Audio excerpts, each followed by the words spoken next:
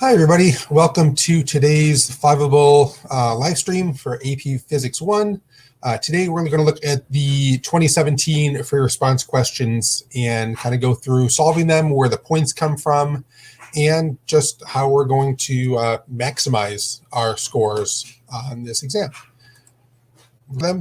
And check out @ThinkFiveable on social media for any updates and changes there. All right, so plan for today, we're just going to go over the FRQ setup. We're going to hit the 2017 FRQ questions, starting with the ones that actually matter for this year's exam. Because again, we're only doing units 1 through 7, not 8, 9, and 10. So actually, about half of the questions on the 2017 FRQs aren't going to be on this year's. We can still do them if there's time, but that's kind of what we're looking at. And then if we end early, some Q&A on whatever physics stuff you want to focus on. All right, I have put a link to the slides at the bottom with that call to action button, hopefully is there. Let's see, there it is. So you can check out the slides there too. Basically, all I did with the slides was take the pictures from the FRQs and paste them in there. So if you want to see where we're going or get a head start on some of these, feel free as well. All right. So in case you didn't know, FRQ questions, there are 5 of them on a normal AP exam. This year is a bit different. I don't know how many there's going to be. We'll figure that out hopefully Friday. Us as teachers will hear from College Board as to how many questions, what's the format going to look like and stuff like that.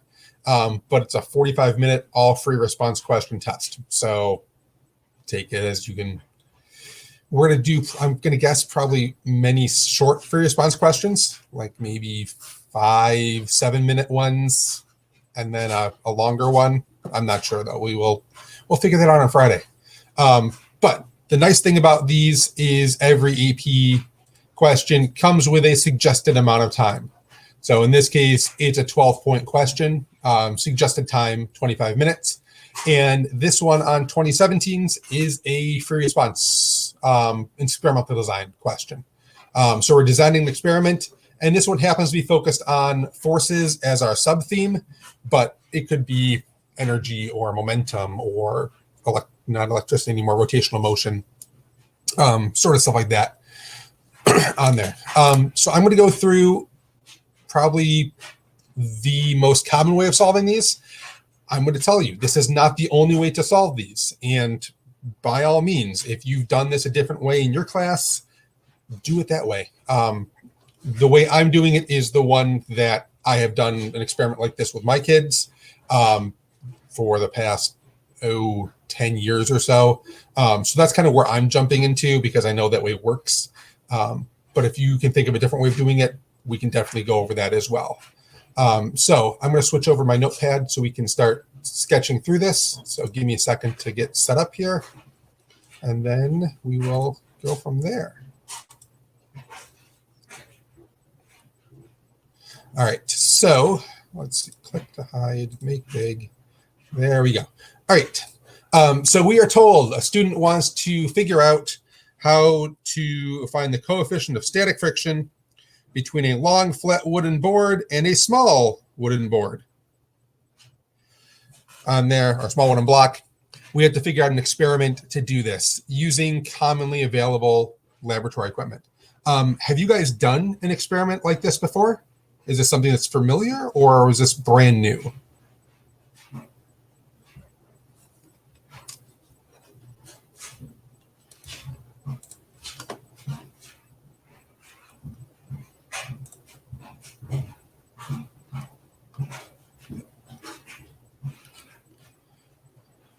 All right. So I haven't gotten any responses yet, so we're going to assume that this is brand new. So let me walk you through how I would do this with my class. This is a lab that I would do as an inquiry-based one. Pretty straightforward. The trick for this is we would start for part A, taking the block, putting it on a board, and we're going to raise that up at some angle.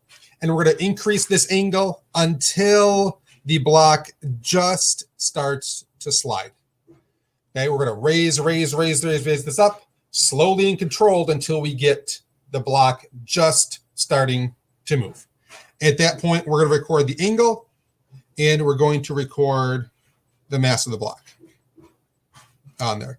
And those are pretty much the two pieces of information we need in order to solve this.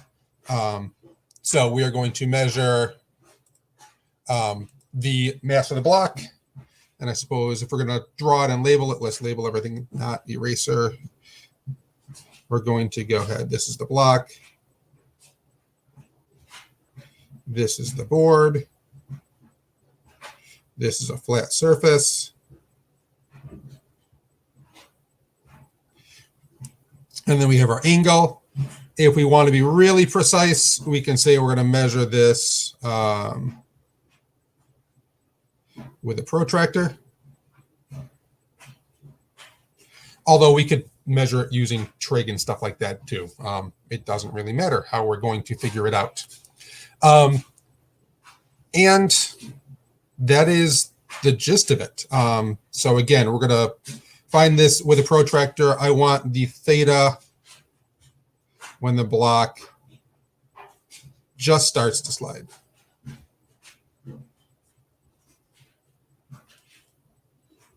Okay, so I'm not going to make this super quick. We're going to make it nice and slow, controlled, and then when the block starts to move. And maybe if I want to reproduce this, maybe then again, I will find that angle again and just put that block right back on there, starting at that angle and saying, oh, that angle is, the block is starting to slide there.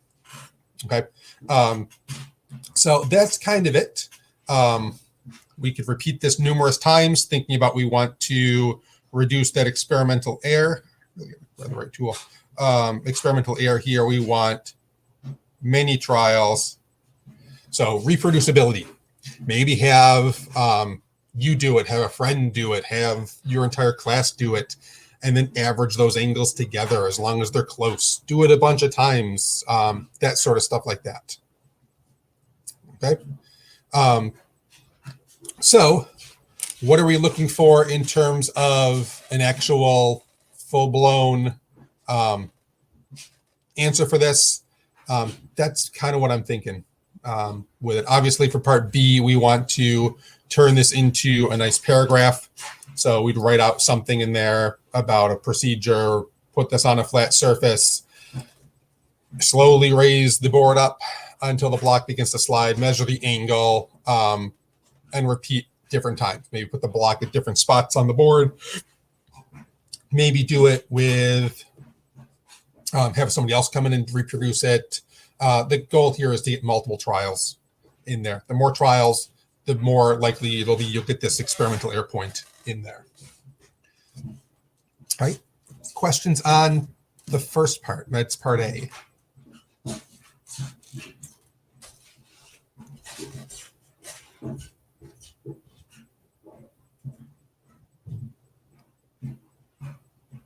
All right. Part B. Part B, we can do pretty straightforward here. This one, because we're on a ramp, let's just draw this out for a second here. I've got my box on a ramp, some angle theta. I've got a normal force going upwards. I've got gravity going downwards. And I've got friction pulling up the ramp. I want to find the coefficient of friction, which means we need to figure out FF. So FF will be equal to mu Fn, right off your reference tables here. No big changes. The force of friction must be equal, because we're going until this block starts moving, must be equal to the parallel part of the weight. So this is mg sine theta equals mu. The normal force must be equal to the perpendicular part of the weight. Okay, so that part must be equal to normal force. So that's mg cos theta. And by doing some algebra, we can go through and get rid of the mg's don't matter.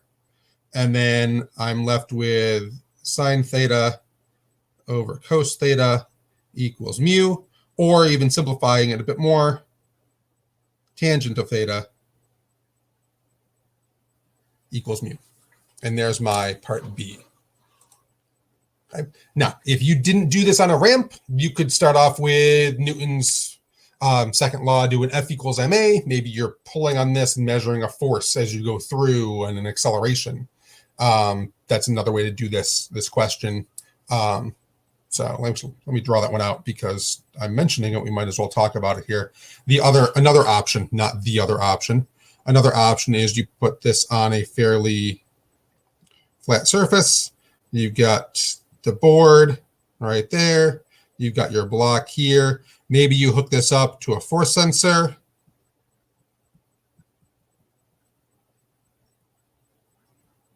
Or a spring scale or something like that. Maybe you've got some sort of motion sensor here.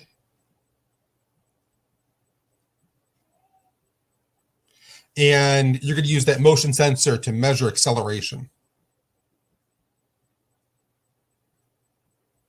Or change in velocity or something like that. So you're given forces. And you're given accelerations. You could do something like maybe F equals ma. The applied force minus the force of friction has to equal ma. Fa minus mu Fn equals ma, which means that we need to measure the mass of that guy using a balance as well. And then figure it out. When you apply this force, you get this acceleration, and we're basically able to say that add, subtract Fa minus ma over Fn equals mu. And I guess we can take it a step further. Fa minus ma over mg equals mu. And that will also be another possible derivation. So the derivation is going to look a bit different depending on what you chose to do with the experimental setup. But basically, you have to show that you're using Newton's laws somehow, as well as finding normal force, force of friction, and getting an equation for mu. All right, so there's two possible ways of doing that first part. Again, I'm sure you can think of other ones, but basically it's got to be something with the board and the block rubbing up against each other, measuring either implicitly or explicitly measuring the forces, acceleration, that sort of stuff like that on there. And for both those examples, using many different trials to reduce that experimental error, or using a better tool or something like that in there would help a lot. Okay, so that's the first part. That is actually half the points on question 2. This is a 12-point question. The scoring guide gives that's more than half. This gives +6 and +3 for parts A and B. You get 3 points for experimental setup that could be used to determine mu. You get 3 points for your description being something that someone could follow. So actually just writing out the procedure in good enough detail gives you 3 points. And the experimental diagram that could work gives you 3 points. Part B gives you 3 points as well, because, yeah, that's pretty awesome, actually. So the first 2 questions here give you 9 out of the 12 points, which kind of leads us to say that if you have an experimental design question on the AP exam, try to make sure that at the very least you can get something that could work done for those parts, because that's where the majority of the points are going to be. All right, the last part of this is looking at the data. So, hey, you collected this data, and here's some data. Tell me something about it. So we're given some math that's done here to find the coefficient of kinetic friction and the coefficient of static friction by a bunch of different lab groups. And they've got some data going through there. And lo and behold, they say that the averages are the same. And you know what? I'm going to trust that their math was done right, because that seems like something that would be done correctly. So should we conclude that these are equal or not equal? And then take a minute, think about it, and then tell me in the chat, are they equal or not, and why.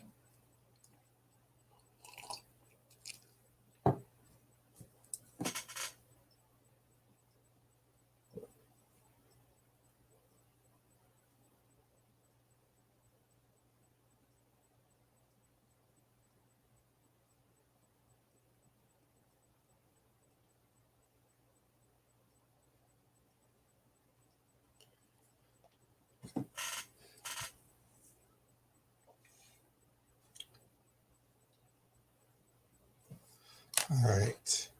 So this would work a lot better if we have people responding in there. But okay, if you're shy or just don't know yet, that's okay. We'll work through this. The big thing here is that, yes, the averages are the same. But in the majority of these cases, in fact, in everything except for this one line right there, the coefficients are about 0.45 for the kinetic and 0.54 for the static. This is a very big outlier and basically means that we can't trust the averaging process here. The coefficients definitely are not equal. And the reason that if I get rid of that one outlier, the averages aren't equal anymore. And there's no way I can justify keeping trial number 5 in here.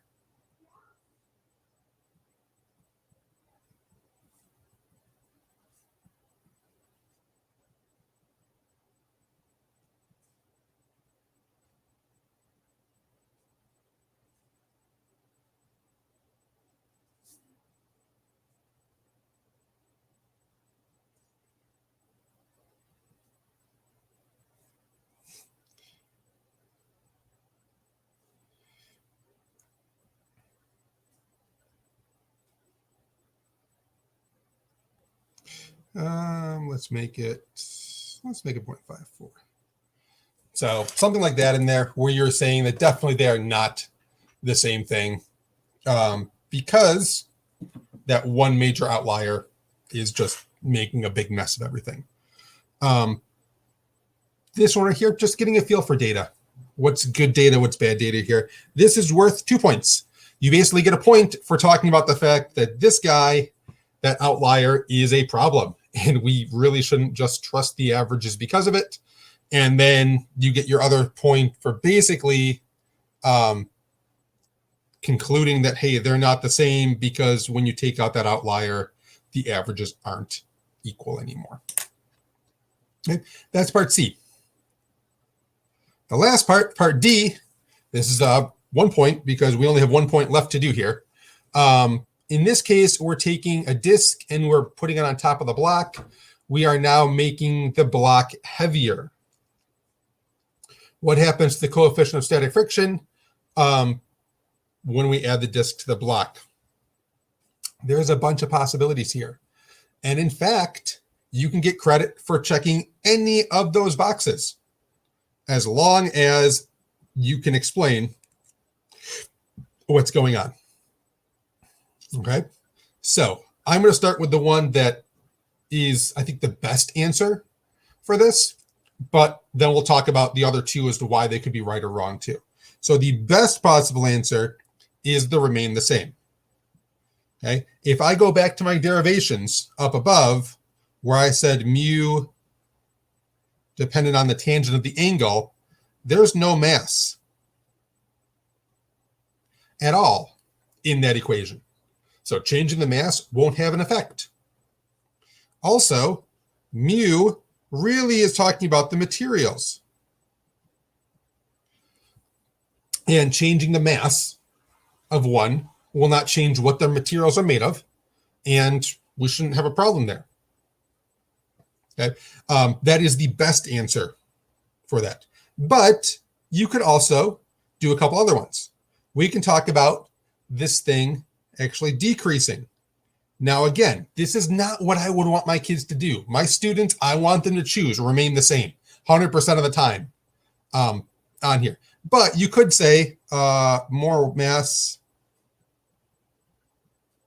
leads to more force between.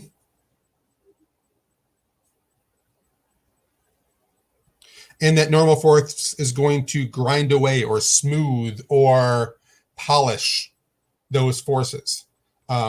If you are sanding a piece of wood, for example, the further down you press, the quicker you get that polishing effect. And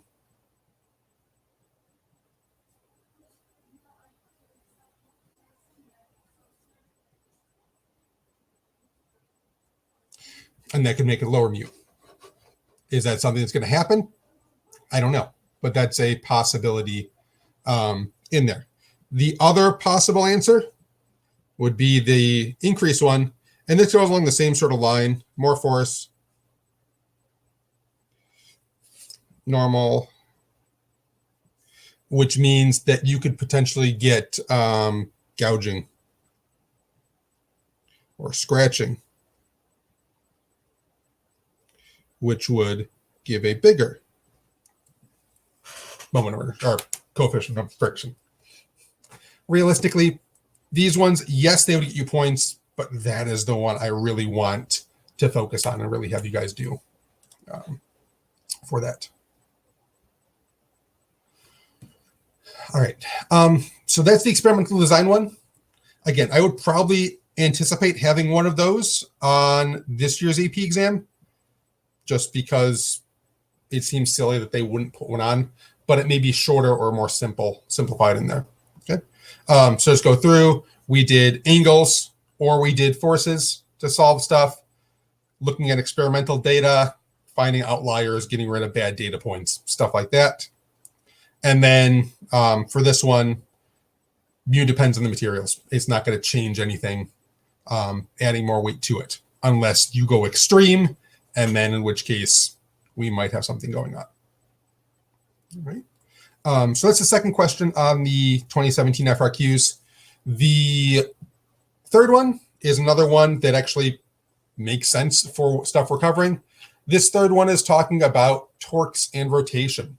This is the other 12-point question on the 2017 exam. There are two 12-point 25-minute questions and then three 7-point 13-minute questions, I think is what they had on there. But that is where we're going here. So this one, again, a little bit more involved. This one is all about doing some qualitative, quantitative stuff.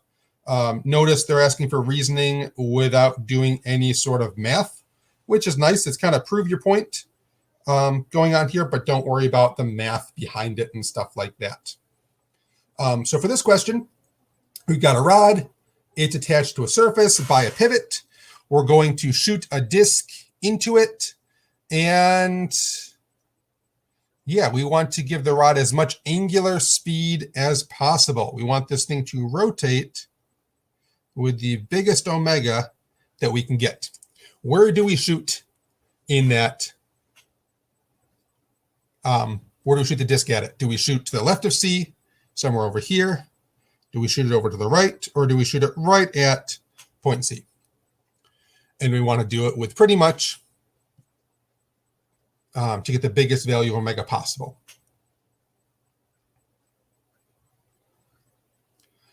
All right. So in this case, we want to make this thing rotate the most. And I'm going to do it with the math first without manipulating, just stating some equations here. And then we will get into talk about why that is. So the best answer here, or there's actually two ways to do it. I like doing torques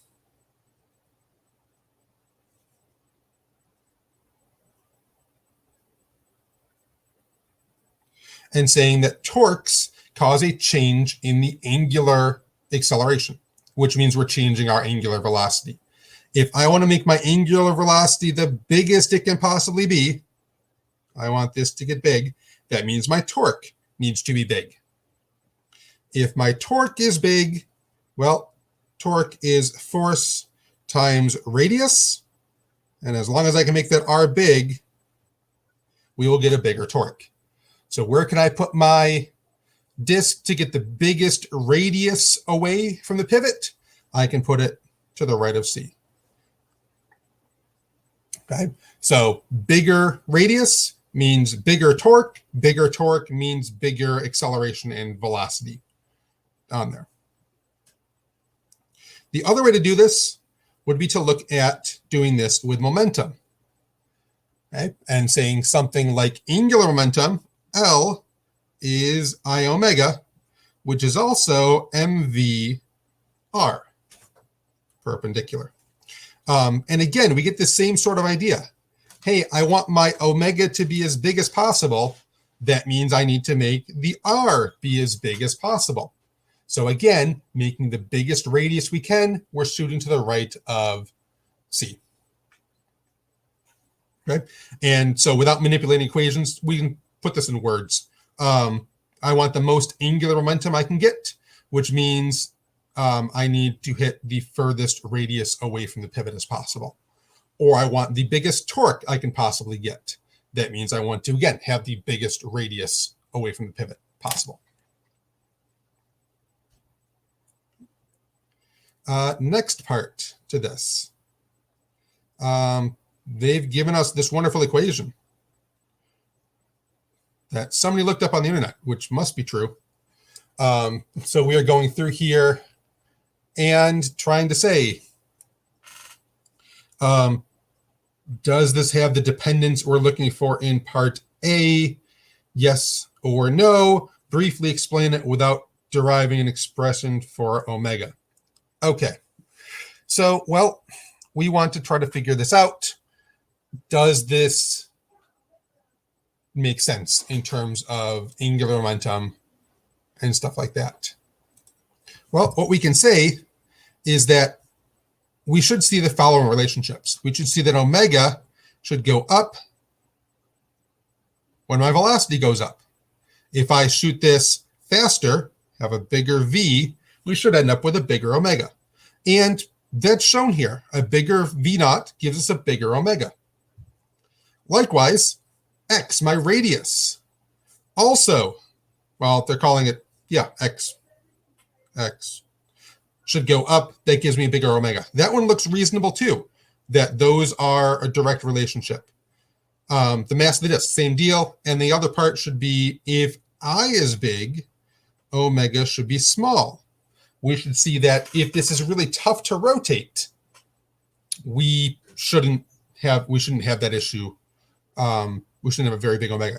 So absolutely, this is what's going on in this part. And my reasoning, well, we've talked about already, a bigger X should mean a bigger omega. And that is exactly what's shown here. We could also say that a smaller I gives a bigger omega. A bigger, any of those things that we talked about in this previous part with radiuses or moments of inertia in there. Radiuses, velocities, masses, all the stuff like that is really going to make it work better and better and better. Okay. And that being said, that's kind of where we're going with that. The next part C, trying to find the speed after a collision. Somebody made a mistake in the math. Without using the correct equation, how can we tell this is wrong? Why doesn't this work? Well, the best way to do this is to look at units. That's probably the easiest way of doing this on here. And this d to the fourth just really doesn't look anything reasonable here. This will give us meters to the fourth power, and that doesn't work at all here. So there's probably 3 or 4 different ways you can do this here. You can talk about, for example, we can talk about I's, we can talk about M's, V's, X's, and D's. 5 different things we can talk about here. Moment of inertia, if this is high, then omega should be low, but it's the opposite.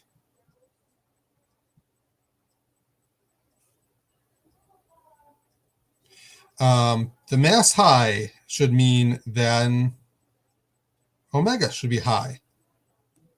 But this is inverse in the equation. Velocity, this one actually is okay. Velocity up should mean that my angular velocity goes up. That one actually makes sense. X, this one again, we've talked about already. This one's also okay.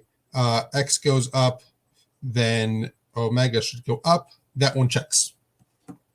And finally, the last part here is the distance part. This is the farther away we interact, the longer the arm shouldn't be to the fourth power.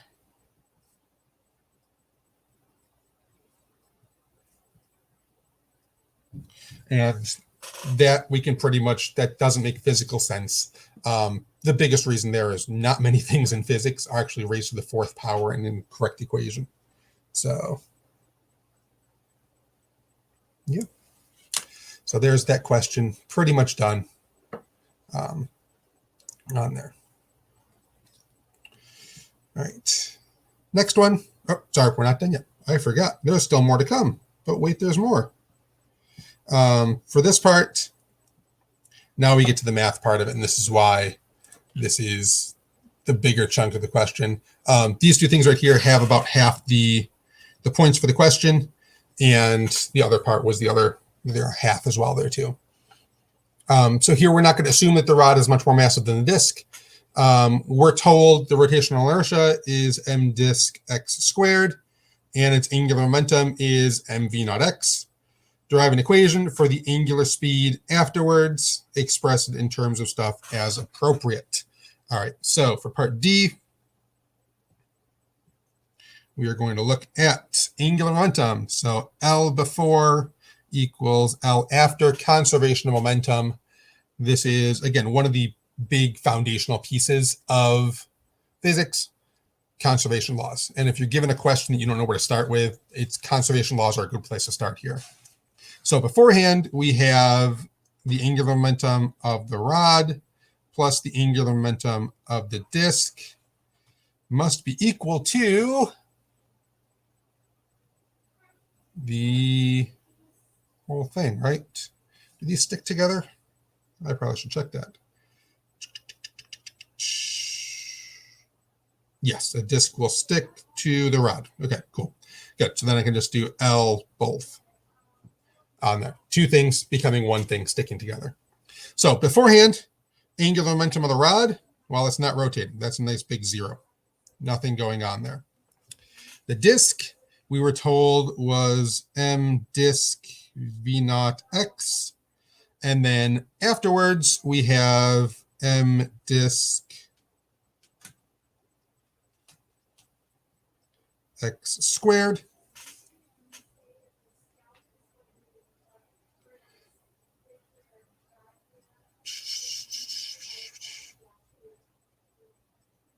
Oh, okay. Hold on. That's not right. Ignore that part. Get around here. M disk v naught x. Yes, that's what I was looking for there. So angular momentum with respect to the pivot is that. Afterwards, we've got a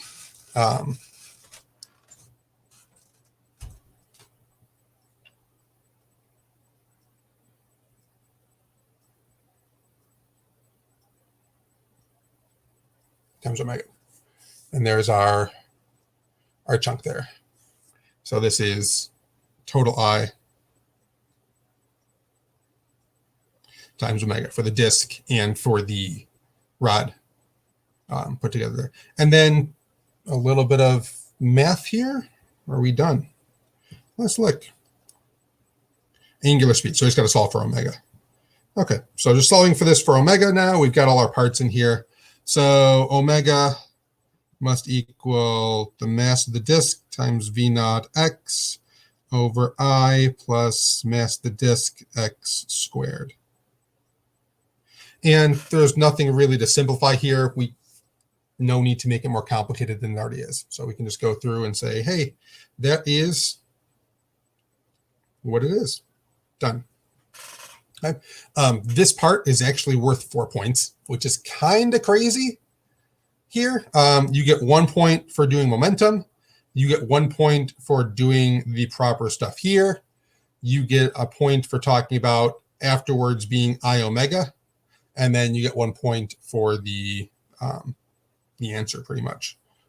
So actually a lot of points in that one question. And this is one where if you didn't have angular momentum, it'd be really tough to do that. So keep momentum and angular momentum and stuff like that in your back pocket, because it definitely comes into play for questions like this. All right, last one. Now we bounce off the rod instead of sticking to the rod. Is the angular speed greater than, less than, or equal to? It's going to be greater. And why?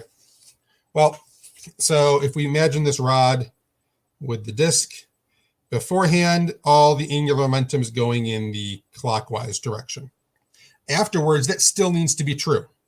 The only difference now is afterwards, we've got the disc going in a negative direction and the other one, or the rod, going in the positive one. These still need to add up. But the disc at the end now has a clockwise. And this would be CCW because I know my directions. So a clockwise torque or clockwise angular momentum when before it has to be at the end. So we still say L before equals L after.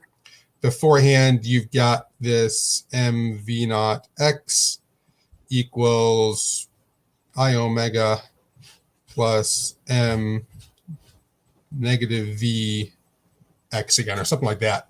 This term needs to get added to the other side, which means now W is equal to mv naught x plus mvx over I.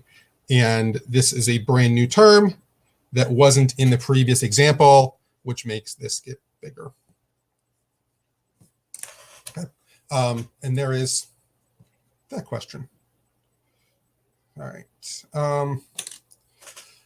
So at this point, those were the 3 questions on the 2017 exam that actually dealt with stuff that is still covered in this year's exam. For the sake of completeness, oh, I'm sorry. Those were 2 of the questions. Here's the third one.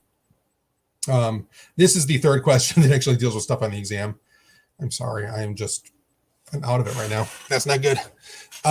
So here is our third one. This is projectile motion and energy.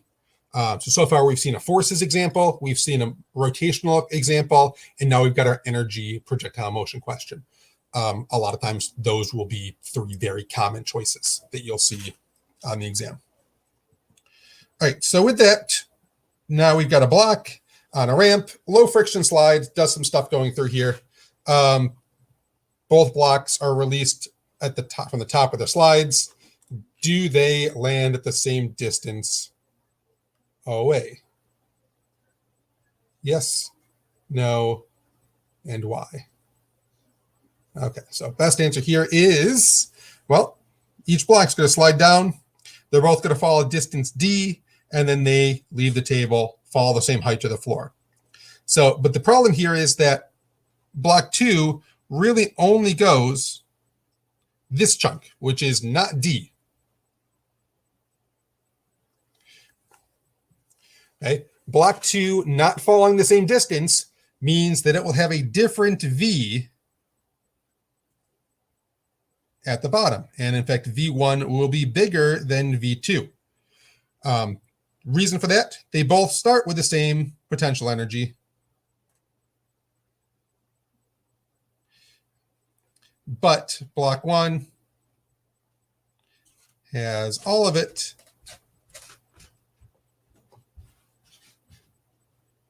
converted into kinetic energy. Block 2 doesn't. Therefore, block 1 has more kinetic energy than block 2. And because they're identical, the masses don't matter. That's not a part there. So less launch speed sideways, V1 bigger than V2. So distance for block 1 will be greater than the distance for block 2. Okay, and that's simply distance is velocity times time. They both fall the same height.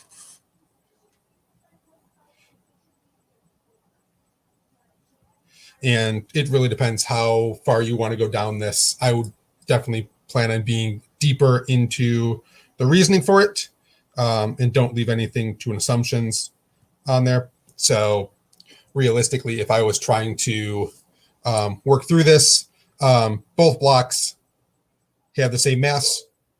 They both will fall a distance d, but because block 2 rises up, it has less of a change in potential energy than block 1 does.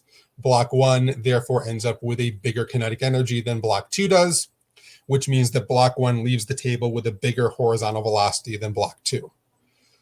Both those blocks are a distance h from the floor, which means it will take the same amount of time for them to fall to the ground. And therefore, we can calculate the distance that they travel horizontally by taking the velocity and multiplying it by the time. The time's the same, the velocities are not, therefore the distances are not. I'll make that an x because we already used d. All right, and there is that chunk. So distances horizontally will be different because their speeds when they leave the tables are different. Second part. Okay, we're using the same height, same slide, same height, same everything like that, but now we have different shapes. All right. Part B, do they land the same distance away this time? Well, in this case, absolutely they do. They both have the same mass, the same delta H, or let's call it same D, and the same H. What that means is same mass and same distance means they have the same change in potential energy, which means they have the same change in kinetic energy, which means they have the same V. Same H means they have the same time to fall. Combine those two together, they get the same horizontal distance. It's really basically the same logic path we went through for part A, just with a different sort of setup. Now we're saying that everything's equal because they did have the same distance and the same everything else going on there. Okay, so same distance, d that they fell, means same kinetic energies, means same velocities. Same h's means same time in the air. Put all that together, they get the same distance. All right, which one hits the ground first? This one is a little bit trickier. In general, if we look at the pictures, at any point in time, block 1 will be further down the ramp and have fallen faster than block 2 does. This part up here at the beginning for block 2 is really not very steep, which means we won't get a very big acceleration off that chunk.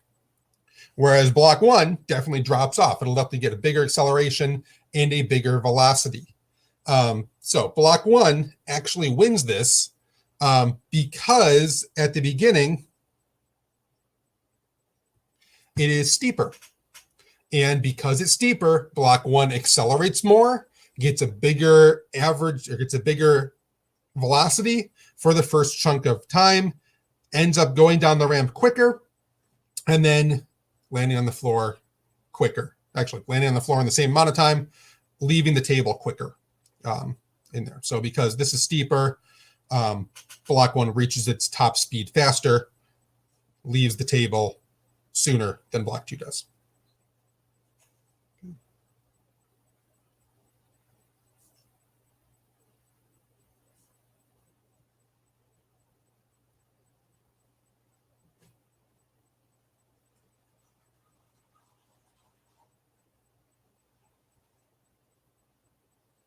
Okay, so that's for block 1 going through there.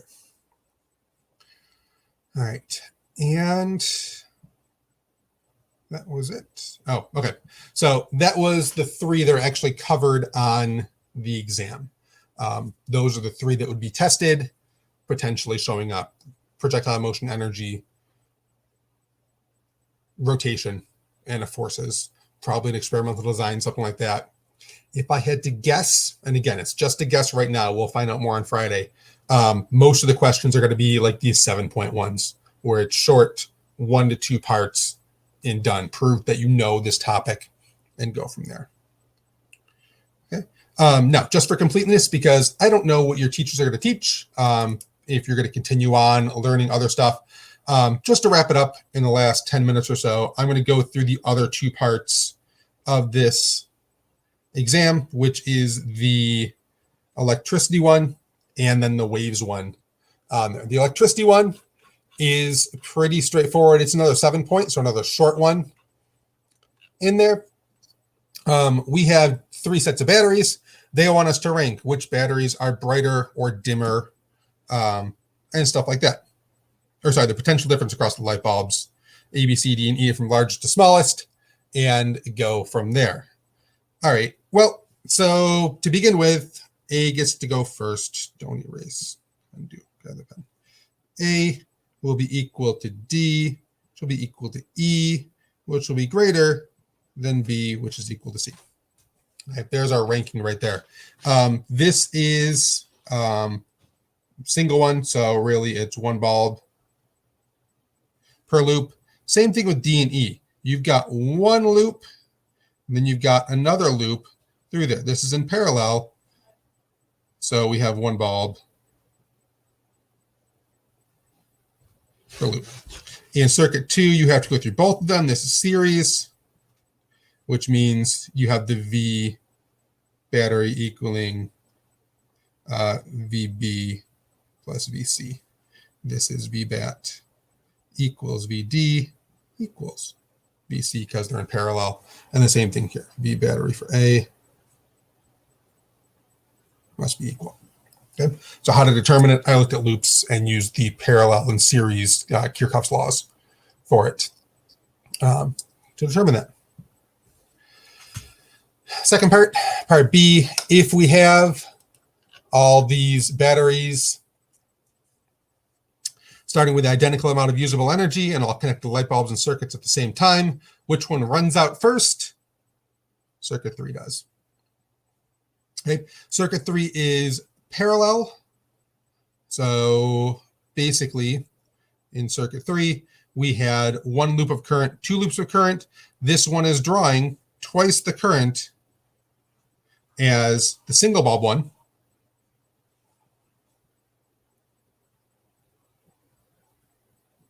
And twice as, or 4 times as much as the series one. Now, how do I know that? We are talking about resistance. Voltage is constant for all of these. That's the identical amount of usable energy. They all have the same V going on here. And I connect light bulbs all at the same time. Which one runs out of the circuit last? It's circuit 2. So current is the charge. Actually, let's do this. I'm going to say my equation will be simply energy is V times I times T. Right, grabbing my electrical energy equation right there. V is the same for all 3. There's no special preference here. So V is the same in there, which really means that the work is proportional to the current times the time.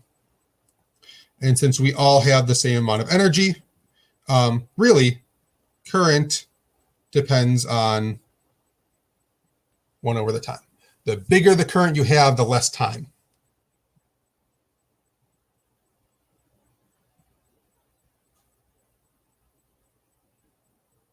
And because we have less time, we will have more current. Current is also equal to voltage divided by resistance. And therefore, if you have more resistance, we have less current. So our general idea here is the circuit with the least resistance will have the most current and will have the shortest time. And circuit 3, being a parallel circuit, has the lowest resistance. Circuit 2, being the series circuit with the biggest resistance, will have the longest time in there. And there's a solution for that one. Last part is the waves question. Again, waves not covered, but just to show it. We're given a wave pulse here, 2 centimeters, blah, blah, blah, blah, stuff like that going on here. Velocity of string at point P in centimeters per second between 0 and 5 seconds. So at 0 seconds, nothing's happening. We have no velocity. At 1 second, this point reaches our point P. So we will suddenly have a velocity of 1 centimeter per second. In fact, the next second, we will see the same thing. We both go up 1 more second. So that continues onwards. Okay, and let's see now.